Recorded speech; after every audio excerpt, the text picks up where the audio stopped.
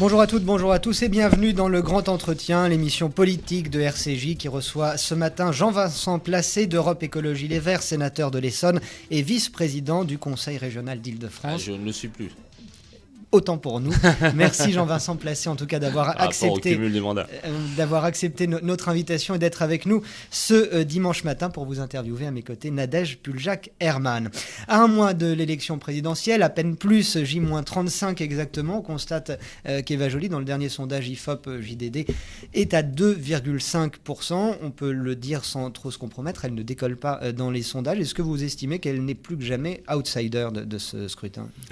La réalité des sondages, moi je ne la nie pas parce qu'il y a beaucoup de gens en politique qui lorsque c'est bon disent que c'est l'alpha et l'oméga et puis quand c'est mauvais disent que ça ne veut rien dire. Moi je dis toujours la même chose, c'est-à-dire que ça veut dire quelque chose. C'est une photographie à l'instant I de l'électorat avec plus ou moins les variations qu'on connaît, mais incontestablement c'est vrai qu'on ne décolle pas dans cette campagne, mais c'est pas, je pense, le problème d'Eva Joly. Moi j'aime beaucoup Eva Joly, je trouve qu'elle fait une campagne courageuse, avec beaucoup de sincérité, beaucoup de conviction, beaucoup de ténacité. Elle expose bien nos idées écologistes. Non, je crois que le problème que nous avons, c'est que nous n'arrivons pas à imposer dans le débat présidentiel nos thèmes. On voit que ce sont plutôt des thèmes du passé qui sont là, des visions industrielles classiques, des visions repliées sur la France, une espèce de culte du chef qu'on voit un peu partout d'ailleurs, parce qu'on a tous l'impression, comme vous voulez dire aussi bien à droite qu'à gauche. Oui, comme l'a dit Cécile Duflot, qui a vraiment une volonté de coller à la logique de la Ve République, le fait bonapartiste, moi je suis chef et puis je vais vous régler tous les problèmes. Voilà, donc nous pensons que les sujets sont complexes. C'est vrai que quand on veut parler du dérèglement climatique, de la fonte des glaces, de la biodiversité, on nous dit mais vous êtes en déconnexion avec les problèmes au quotidien des Français qui sont ceux de l'emploi et du pouvoir d'achat. Nous on dit non parce qu'on voit bien que les solutions du passé depuis 30 ans ont échoué. Ce sont les solutions d'avant qui ont échoué, c'est-à-dire les mêmes idées sur la politique économique, sur la politique industrielle, sur la politique de l'emploi. On voit bien que ça a échoué, on va quand même pas me dire que ça a réussi. Donc nous proposons autre chose, notamment par exemple sur la question de l'emploi, la conversion écologique de l'économie. Voilà, donc on pense que l'énergie renouvelable, ça fait beaucoup plus d'emplois que le nucléaire. On pense que la rénovation des bâtiments, c'est extrêmement important. Il y a là des viviers d'emplois extrêmement forts et qui protègent aussi la planète en réduisant les émissions de gaz à effet de serre. On a sur les transports collectifs, l'agriculture biologique, enfin on a beaucoup de secteurs d'avenir dont nous pensons que tout à la fois cela protège la planète et tout à la fois cela crée des emplois. Voilà les thèmes qu'on veut mettre en place. En tous les cas, dans la campagne, on n'en parle pas. Alors dans ces conditions-là, est-ce que vous ne regrettez pas Est-ce que vous ne regrettez pas dans ces conditions de ne pas avoir choisi Nicolas Hulot, qui peut-être aurait plus décollé lui ? Non, je crois que c'est... D'ailleurs, il le dit lui-même, Nicolas, avec beaucoup de fair-play, en disant que personne ne parlant d'écologie, notamment les grands candidats, quelque part, Nicolas Sarkozy avait commencé sur le Grenelle, sur la taxe carbone des réformes, et puis après les régionales de 2010 où il s'est pris une telle raclée, il a dit l'environnement maintenant ça suffit, j'en ai rien à faire, et on est revenu à... Il a quand même eu le Grenelle 2. Oui, qui a été plutôt un échec, le Grenelle 1 étant plutôt une réussite, c'est-à-dire pour nos auditeurs, le Grenelle 1 c'était l'exposition de ce qu'il faudrait faire pour plus d'écologie dans les politiques publiques, et le Grenelle 2 était la réalisation. Donc on a bien vu que, notamment en termes d'investissement et de marge budgétaire et financière, rien n'a été mis sur la table. Bon, c'était pas moi qui le dis particulièrement, ce sont à peu près l'ensemble des associations environnementales. Et... le candidat donc de droite, le président sortant, donc lui a arrêté sur la thématique écologique. Quelque part d'ailleurs lui-même est comptable des échecs à Copenhague, des échecs dans les grandes conventions, les grandes négociations sur le climat. Donc il a tenu compte d'ailleurs, si j'ose dire, de l'ensemble de ces échecs pour revenir à son offre initiale, c'est-à-dire très productiviste, très classique.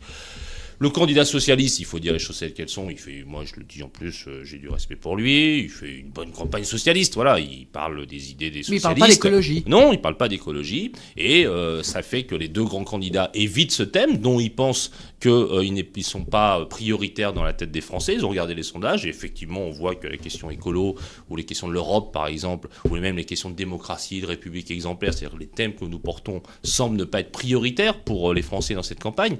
Mais la politique, je vais vous dire aussi, ça peut pas être que de coller au sondage et de dire les Français ils pensent ça, je vais leur dire ça. Voilà, alors, il vaut mieux effectivement ne pas être totalement déconnecté. Oui, mais on est quand même dans une campagne, et finalement, c'est peut-être Daniel Cohn-Bendit qui avait bien vu les choses quand il vous avait dit qu'il fallait sauter la case présidentielle, ne pas y aller, pour mieux se concentrer sur les législatives. Peut-être que c'est lui alors qui avait raison. Vous auriez dû faire comme Dany le Rouge. Moi, après des débuts difficiles, on s'entend bien avec Dany parce que moi je respecte notamment son intelligence, ses vues sur l'Europe, son talent oratoire, son charisme. Après, voilà, sur les questions stratégiques, on n'est pas toujours d'accord. Comme je le dis, et d'ailleurs sans aucun reproche, parce que pour moi, ce n'est pas un défaut évidemment, il a une vision de la politique à l'allemande, avec la proportionnelle aux législatives, et le fait qu'il n'y ait pas d'élection, parce que c'est rare en fait l'élection directe du président de la République. Et ça, c'est un sujet, ça existe aux États-Unis, ça existe en Russie, ça existe chez nous, mais c'est plutôt rare, les démocraties européennes. Enfin, j'ai dit tout à l'heure Dany le Rouge, j'aurais plutôt dû dire Dany le Vert maintenant. et il se trouve que Dany le Vert, lui, il avait bien compris que vous auriez plus de chances à vous concentrer sur les législatives. Sur le plan stricto sensu électoral, il pourrait y avoir un débat. Je dis pas que c'est idiot. Je dis que, en revanche, justement, parce qu'on peut le prendre à l'envers aussi, pour sensibiliser les Françaises et les Français à la question de l'écologie, au grand débat que nous portons, nous, mondiaux et européens, eh bien, il faut quand même être candidat. Parce que qui aurait parlé, je vous prends à l'envers, qui aurait parlé d'écologie si nous n'avions pas été candidats ? Eh bien, personne. Et ça, c'est pas possible, parce que c'est vrai qu'on ne répond pas forcément à toutes les attentes immédiates des Françaises et des Français, que je comprends par ailleurs. C'est vrai que quelque part, le vote Mélenchon doit dire cela. On le comprend bien. On va dire un mot. Mais moi, je pense que c'est essentiel d'expliquer que le modèle de développement actuel, de la production, de la consommation, de la distribution actuelle, c'est plus possible. Je vais vous dire, en 1800, on devait être 1 milliard sur la planète. En 1930, 2 milliards. C'est-à-dire 130 ans pour arriver au 2e milliard. On va arriver à 7, puis 9, puis peut-être 10.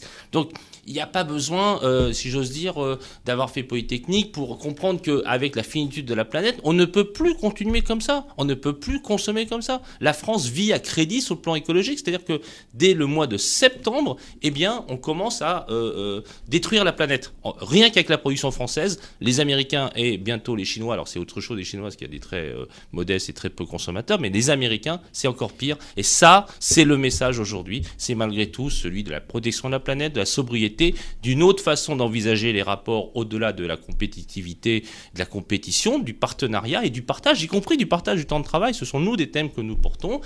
Effectivement un peu iconoclaste dans la crise mondiale économique d'aujourd'hui, j'en conviens volontiers. Il n'empêche que votre candidate Eva Joly aborde d'autres sujets qui préoccupent également, vous le disiez, les Français. Pas plus tard qu'hier, elle était reçue par la Fédération des parents d'élèves, la FCPE, pour parler des questions d'éducation. Elle apprenait une école moins élitiste, et elle a également proposé la création de 20 000 postes.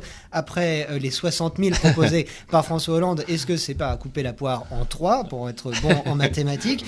Et tout simplement, et un peu plus sérieusement, à l'heure où on parle de rigueur et de réduction des dépenses publiques, est-ce que cette proposition est tenable? Mais moi, je crois que François Hollande, je ne vais pas faire le porte-parole de François Hollande, a dit 60 000 dans l'éducation.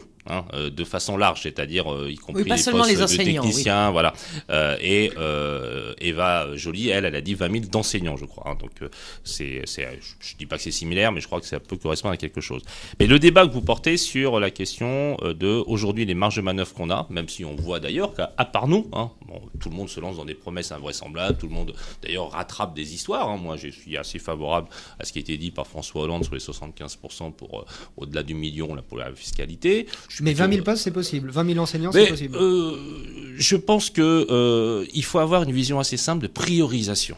Moi, il s'avère que je suis le rapporteur spécial du budget de la sécurité au Sénat. Et ce qu'on appelle la RGPP, la révision générale des politiques publiques, paf, ça bat sur tout le monde. C'est-à-dire que de façon uniforme, on dit, voilà, tous les objectifs dans tous les secteurs, c'est par exemple moins 3%.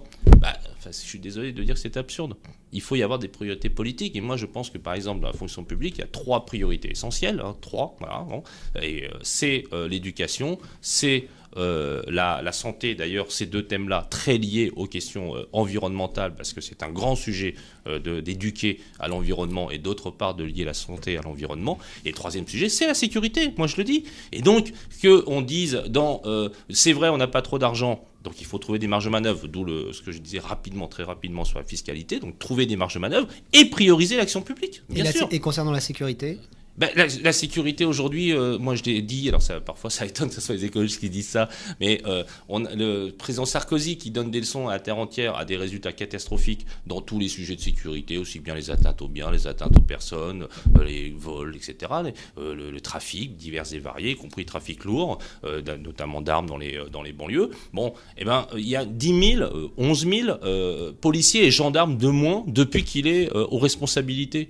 Donc après, on fait semblant de masquer ça avec de la vidéosurveillance, et d'ailleurs l'investissement est assez cher, mais je crois que l'investissement humain est extrêmement important, et c'est pour ça qu'au niveau de la sécurité, il faut remettre, oui, je le dis, il faut remettre des policiers et des gendarmes, parce que comme le dit d'ailleurs dans une audition au Sénat dernièrement, un grand responsable de la gendarmerie, je ne citerai pas, a dit, nous aujourd'hui, dans nos missions, on est à l'os. Voilà, c'est ça la réalité. On voit aussi ce qu'il en est pour l'éducation, on voit ce qu'il en est pour la santé des Françaises et des Français, et ça, la politique dite de rigueur, déjà, elle doit disparaître, et d'autre part, elle ne peut pas s'abattre sur les sujets prioritaires. La politique de rigueur doit disparaître, mais enfin, vu l'état de nos finances, comment on fait pour la faire disparaître, cette politique de rigueur ? Il faut revenir sur l'ensemble des cadeaux fiscaux faits par Nicolas Sarkozy. Je vais vous dire très franchement, parce que moi, je ne suis pas justement, et c'est une autre difficulté peut-être dans cette élection présidentielle, on n'est pas dans l'incantation, on n'est pas dans les promesses.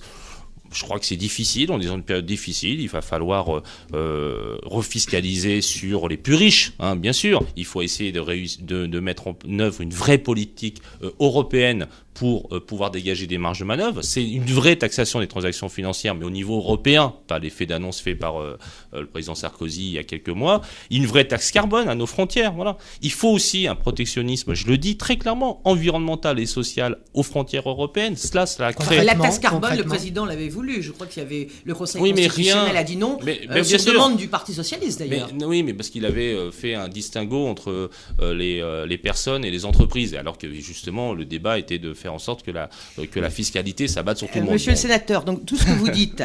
Alors, mais bon, c'est un débat large. Vous avez envie de mettre tout ce que vous dites en pratique. Oui. Alors pour ça, il vous faut des députés, il vous faut des élus. Et vous avez passé un accord avec le Parti socialiste, justement, sur les législatives. Or, Dominique Voynet, qui est la porte-parole d'Eva Joly, elle remet en cause, elle craint une remise en cause de cet accord par le Parti socialiste. Surtout si Madame Joly ne fait pas le score dont elle aurait rêvé, c'est-à-dire elle fait un score médiocre. Alors, est-ce que vous aussi, vous avez peur que les socialistes vous fassent un coup en douce, qu'ils ne respectent pas leur accord ? Non, moi je suis...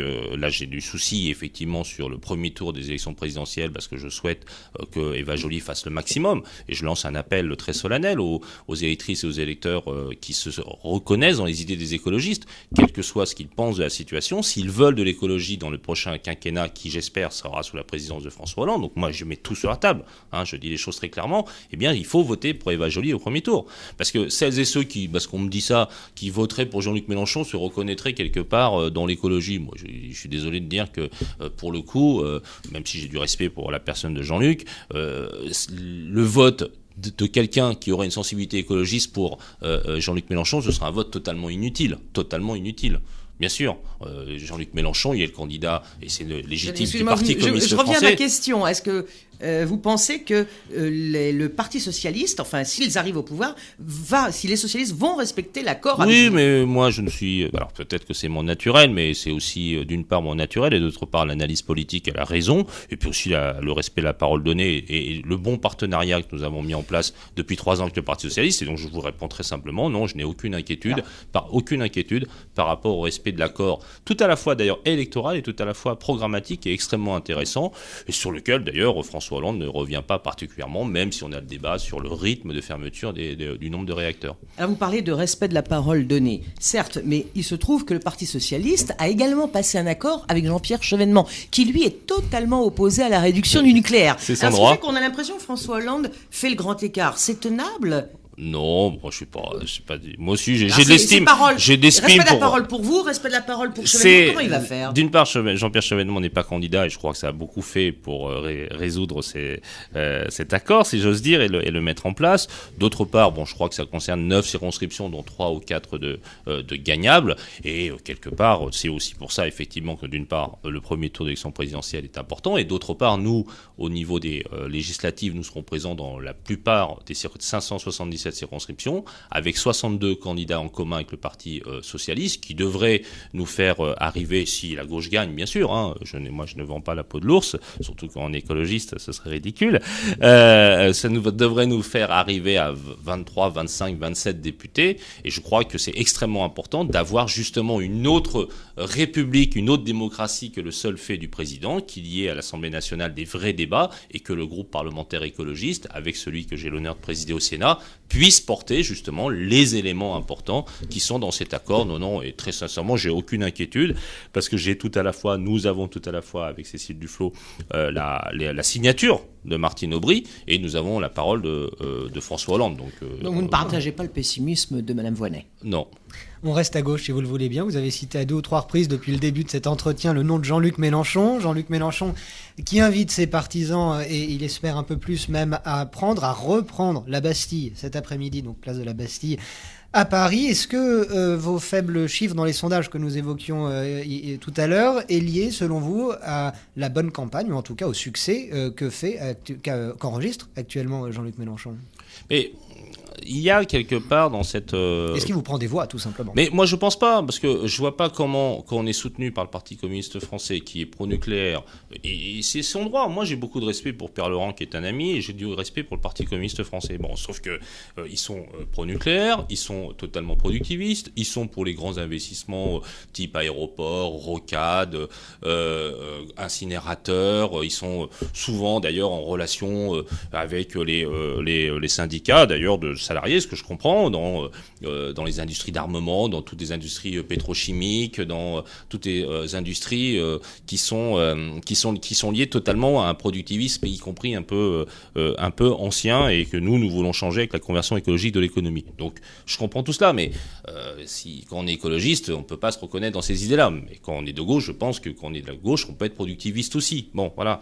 Et ça me paraît très invraisemblable que quelqu'un de sensibilité écologiste vote pour Jean-Luc Mélenchon. Non, je pense plutôt que le vote pour Jean-Luc Mélenchon est un vote, je le dis un peu, franchement, un peu nostalgique, un peu d'un souvenir de la France des années 70, peut-être un peu plus prospère, avec des industries qui étaient plus classiques, avec une vie plus de façon un peu avant la chute du mur de Berlin. Et d'ailleurs, pourtant lui-même prône une 6e République qui serait donc radicalement différente de celle que oui, vous mais là c'est décrivez toujours le même problème. C'est la question aussi de fait d'avoir les actes et les paroles. Il dirige un petit parti tout seul, le président tout seul, un petit parti, et il nous dit voilà, moi je suis pour la République parlementaire, la démocratie participative, etc. Bon, voilà. Moi j'ai pas de sympathie particulière pour les thèmes de campagne portés par Jean-Luc Mélenchon, y compris quelque part une forme de repli franco-français, de refus d'une Europe ouverte et plus démocratique. Donc bon, voilà, moi je me retrouve pas du tout dans cette candidature, et quelque part je peux comprendre dans la difficulté qui est celle des Françaises et des Français, et notamment les plus défavorisés, que les relents de cette France-là, nostalgique du passé, peut-être plus heureuse et avec moins de chômage et plus traditionnelle et plus franco-française, je peux comprendre qu'il y ait cela. Mais très sincèrement, j'ai pas l'impression que ça soit un vote très très utile pour les 5 prochaines années pour les politiques publiques que la gauche doit mener. Voilà, donc j'assume tout à fait de dire ça très tranquillement. Nadège. Qu'est-ce que vous avez pensé du discours très offensif hier à Lyon de Nicolas Sarkozy ? Nicolas Sarkozy est en campagne. Il a une capacité incroyable. Moi, c'est une candidature que j'appelle Hibernatus, de ce petit film sympa avec Louis de Funès, où il y avait un navigateur qui était congelé et qui se retrouvait, je crois, 20 ou 30 ans plus tard. Mais Nicolas Sarkozy, c'est 5 ans plus tard. Enfin, il solde même 10 ans plus tard, parce qu'il est ministre, il a été ministre de l'Intérieur, il a été ministre de l'Économie, il est président de la République, et on a l'impression que tout est oublié. Donc toutes les semaines, il lance une nouvelle idée qu'il n'a pas réalisée. D'ailleurs, certaines sont bonnes, d'autres moins bonnes. Et quelles sont les bonnes et quelles sont les moins bonnes ? Par exemple, celle qui nous reprend, la question de taxer les exilés fiscaux. Effectivement, c'est une de nos idées. Donc, on a l'impression qu'il reprend la plupart des idées, parce que c'est sa technique, c'est-à-dire c'est les sondages. Lui, il regarde, il essaie pas de donner un cap pour la France. Il regarde les sondages, il voit que y a une demande forte autour de la fiscalité, parce qu'il a vu que la mesure proposée par François Hollande trouvait de l'écho. Il voit que les gens sont plutôt en repli, donc il tape sur l'Europe, donc c'est Schengen. Ensuite, il voit que il y a quand même effectivement, et c'est normal, en situation difficile, moi je peux le comprendre, qu'il y ait une recherche de trouver un responsable qui n'est pas lui. Hein. C'est-à-dire que lui se dit le responsable c'est pas moi, donc ce sont les étrangers. Donc on voit qu'il y a une course à l'échalote après les thèmes de Madame Le Pen. Bon, voilà, cette campagne de Nicolas Sarkozy, moi, je la trouve quand même très, très triste et très navrante, très indigne pour un président sortant français. Et donc, il va courir après les thèmes qu'il pense populaires et les plus poujadistes possibles, avec des relents quand même pas toujours très clairs, comme on l'a vu sur la viande halal ou sur des sujets comme ça. Et on voit aussi que là, avec ce petit regain qu'il semblerait avoir sur le premier tour, mais effectivement, il fait un premier tour tellement caricatural qu'il réussit à fixer la droite bonapartiste, si j'ose dire. Et puis là, maintenant, il se dit j'ai assuré le premier tour, donc maintenant je cogne sur mon adversaire de façon indigne, vraiment. Alors précisément, vous dites cogner. L'outrance, le mot de François Hollande est bien choisi. Il y a une outrance absolue dans cette campagne du président sortant. Mais est-ce que c'est pas la règle du jeu ? On a dit qu'il cognait, on a dit qu'il a pilonné son adversaire hier. Est-ce que c'est pas le jeu politique et le propre d'une campagne que d'attaquer frontalement son adversaire ? Mais non, justement, et c'est pour ça nous avons cette difficulté-là. Nous voulons convaincre, nous voulons persuader, nous voulons faire réfléchir, nous voulons mettre en place des débats stratégiques, mondiaux, globaux, qui effectivement peut-être dans l'immédiat des préoccupations économiques et sociales des Français sont pas encore bien comprises, mais nous continuons à faire pédagogie, nous continuons à être fiers de nos convictions, à être sincères. Et puis là, on voit une campagne caniveau animée bien sûr par Madame Le Pen, mais ça, si j'ose dire, je ne suis pas surpris. Mais on voit que la campagne caniveau est suivie par le président sortant, et c'est vrai qu'à un moment, on a l'impression que tous les poujadismes et toutes les démagogies sont en place, et ça n'honore pas, à mon avis, le débat public. En tous les cas, il vous a traité, vous, de secte. Oui, ça vous a voilà. choqué ? Enfin, mais qu'est-ce que vous voulez que je vous dise ? Nous, on va pas dire parce qu'à un moment, c'est un peu la cour de récré, quoi. C'est-à-dire qu'on est obligé de tomber dans le débat comme ça. Nous, on pourrait lui dire plein de noms d'oiseaux, mais en plus, de coup, nous aussi, on est écologistes. Donc, on vend pas la peau de l'ours. Les noms d'oiseaux, on aime bien. On donne pas non plus parce qu'on aime bien les oiseaux. Enfin, tout ça est ridicule. On a le droit de pas être d'accord pour la fermeture de Fessenheim, par exemple. Ça, il peut le dire. Il peut donner des arguments. Pourquoi il soutient absolument comme ça la filière pronucléaire ? Moi, je ne dis pas seulement que parce que ça lui ferait un bon job après de faire ce qu'il fait depuis 5 ans, le VRP du nucléaire dans le monde entier, parce que manifestement, c'est plus son job, même si d'ailleurs il est à peu près aussi inefficace que pour les politiques économiques et sociales en France. Mais voilà, enfin, on va pas arriver c'est pas ce qu'on dit à l'étranger, en tous les cas, si j'en juge parce que je lis, parce que j'écoute, parce que j'entends. Vous voulez dire qu'on est allé... On dit qu'il a une... Enfin, ça c'est... On dit à l'étranger. C'est pas moi en tous les cas. C'est pas M. Verhofstadt, par exemple, qui demande qui est le candidat. C'est quand même l'ancien Premier ministre belge, qui est libéral d'ailleurs, qui dit au Parlement européen on ne sait plus trop en France qui est le candidat d'extrême droite, Madame Le Pen et Monsieur Sarkozy. C'est Wall Street Journal qui titre Nicolas Le Pen. Il y en a d'autres qui disent autre chose. Oui, mais écoutez, on va laisser tomber ça pour l'instant. Moi, ce que je voudrais savoir, c'est si la gauche arrive au pouvoir, est-ce que les Verts doivent participer à un gouvernement et à quelle place ?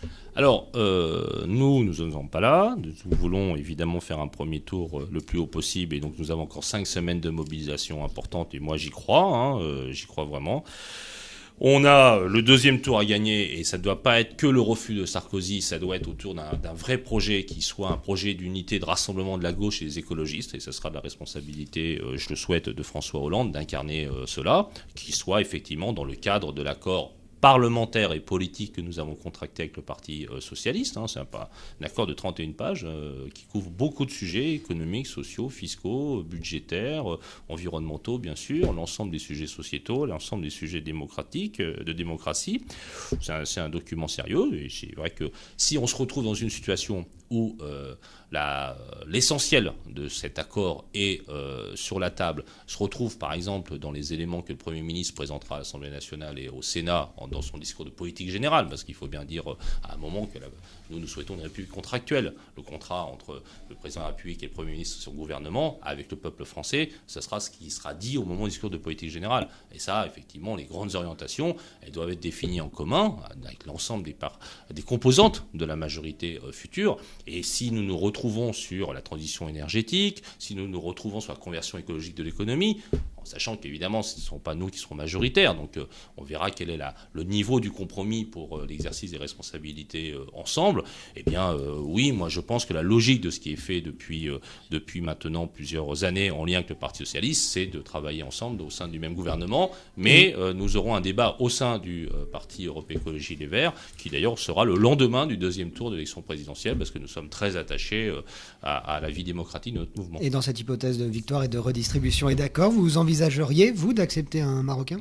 Moi, j'ai toujours dit que la vie politique, ça consiste d'une part, à parler, ça consiste à peser sur ses convictions, ça consiste parfois à manifester, ça consiste à utiliser tous les moyens d'expression, de communication pour défendre ses idées, mais ça consiste aussi, et c'est le deuxième pied de cela, à peser dans les décisions, à participer à l'exécution de ces décisions, et effectivement, moi, je me sens, il me semble que c'est important qu'il y ait des responsables de notre mouvement significatifs au sein de ce gouvernement, si nous le décidons ensemble le 7 mai prochain. Il nous reste 4 minutes. Alors, justement, je voudrais venir au Sénat, puisque vous avez été élu il y a peu au Sénat et que le Sénat est passé à gauche. À votre avis, est-ce qu'il faut changer le Sénat pour le faire travailler mieux et comment ? Ça, c'est un vaste sujet. Déjà, nous avons souhaité qu'il y ait plus de diversité dans le Sénat français. Et il faut reconnaître qu'avec Jean-Pierre Bel et François Rebsamen, on a bien travaillé. Moi, je le dis, on a pu concourir à faire un groupe écologiste au Sénat, parce que c'est important que l'ensemble des courants de pensée politique, nous sommes pour la proportionnelle, et on voit que le mode de scrutin du Sénat ne permet pas la représentation de tout le monde, ou difficilement. Je crois que c'est important de faire entendre la voix des écologistes. Nous avons souhaité aussi créer une commission du développement durable. Ça, c'est la première fois qu'il y a une commission de développement durable au Sénat français. C'était quelque part une anomalie. Alors même que Sarkozy l'avait fait à l'Assemblée nationale, au Sénat français, la droite sénatoriale avait refusé de créer cette commission, alors que ça paraît quand même extrêmement important que justement la deuxième chambre du pays puisse se mettre en perspective sur les grandes thématiques de l'écologie. Donc ça, nous avons veillé à faire entrer des idées nouvelles et des débats nouveaux au Sénat. Une autre façon aussi d'envisager la démocratie, le président de la Commission des Finances, c'est Philippe Marigny, c'est notamment de notre souhait, les écologistes, le président du Sénat, le président du groupe socialiste, François Rebsamen, parce qu'il faut qu'on ait un autre mode de discussion avec l'opposition dans ce pays, ce qui est de tradition bonapartiste ou monarchique. On a 51%, on prend tous les pouvoirs.